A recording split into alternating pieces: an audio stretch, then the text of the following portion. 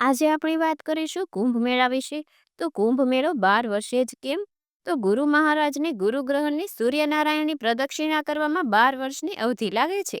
પૌરાણિક કથા અનુસાર કુંભનો સીધો સંબંધ સમુદ્ર મંથન સાથે જોડાયેલો છે. એટલે કે પૃથ્વીના 12 વર્ષ દેવતા અને દાનવ સમુદ્ર મંથન કરતા હતા, અને સમુદ્ર મંથન કરતા કરતા બહુ બધી વસ્તુઓ નીકળી અને એમાંથી એક અમૃત કળશ નીકળ્યો. હવે અમૃત કળશને લેવા માટે દેવતાઓ અને દાનવો બંને ઝપાઝપી કરતા હતા. પણ આ તો આધ્યાત્મિક મેળાની વાત છે. તો આધ્યાત્મિક મેળાની વાત કરવા જોઈએ તો એમાં ખગોળીય વિજ્ઞાન પણ આવે, જ્યોતિષ પણ આવે, આધ્યાત્મિકતા પણ આવે અને સામાન્ય જીવન પણ આવે. તો સૌથી પહેલા સંન્યાસીઓ તો ત્યાં આગળ જવાના જ છે, પણ સામાન્ય માણસ પણ એ દિવસે શું કરી શકે, કેમ ત્યાં જવાનું છે, એ બધી નાની નાની વાતો કરીશું. તો આપણે બધાને ખબર છે કે જ્યારે ખગોળીય ઘટનાઓ થાય છે ત્યારે સૂર્ય મકર રાશિમાં આવવાનો છે, એટલે મકર સંક્રાંતિ થવાની છે. અને આ દિવસોમાં પૌરાણિક કથા અનુસાર પહેલાના વખતમાં જ્યારે ધ્વંદર યુદ્ધ થયું હતું દેવો અને દાનવોનું, એની અંદરથી જે અમૃત કળશ નીકળ્યો છે, તો અમૃત કળશની અંદરની જેટલી જેટલી ઉર્જાઓ, જેટલા જેટલા ચિહ્નો નીકળ્યા છે અને જ્યાં જ્યાં એના બિંદુઓ રહ્યા છે તે જગ્યાએ કુંભ સ્નાન થાય છે. આધ્યાત્મિક રીતે જોવા જઈએ તો બહુ જ બધું વિવરણ છે, પણ સામાન્ય ભાષામાં આપણે વાત કરવા જઈએ તો એ દિવસે ઘડીએ કરવાના નાના નાના ઉપાયો આપણા જીવનમાં સુખ, શાંતિ અને સમૃદ્ધિ લાવે છે.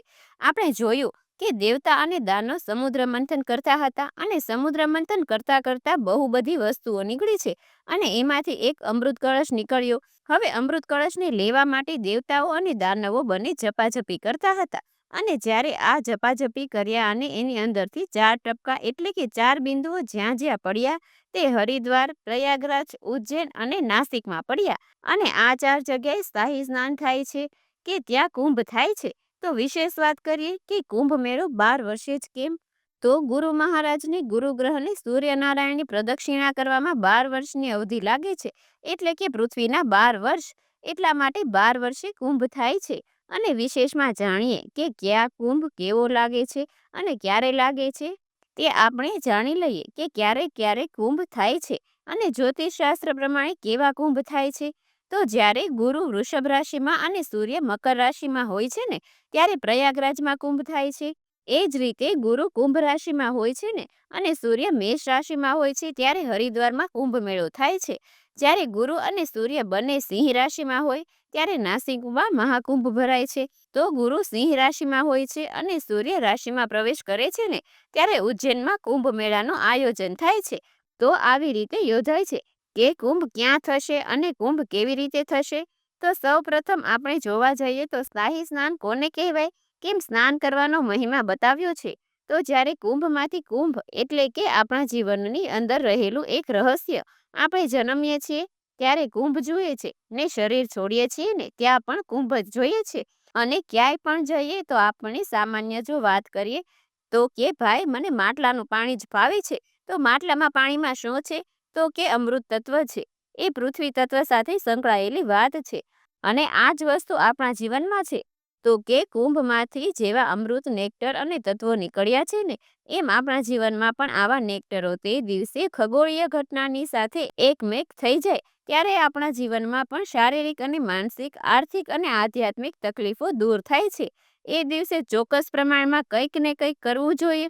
પણ જે ગ્રહસ્થ વ્યક્તિઓ છે તે શું કરશે, તો કે એક દિવસ એવા સ્નાન કરવા જોઈએ કે દિવસે ગંગાજળ તમારા સ્નાન કરવાના પાણીમાં, જળમાં ઉમેરો. એ દિવસે થોડું ચંદન પણ અંદર મિશ્રિત કરો. અને એ દિવસે સૌથી પહેલા તો ગીતાજીમાં પણ કીધું છે કે ઈશ્વર ક્યાં ક્યાં છે, તો ઈશ્વર અત્ર તત્ર સર્વત્ર છે.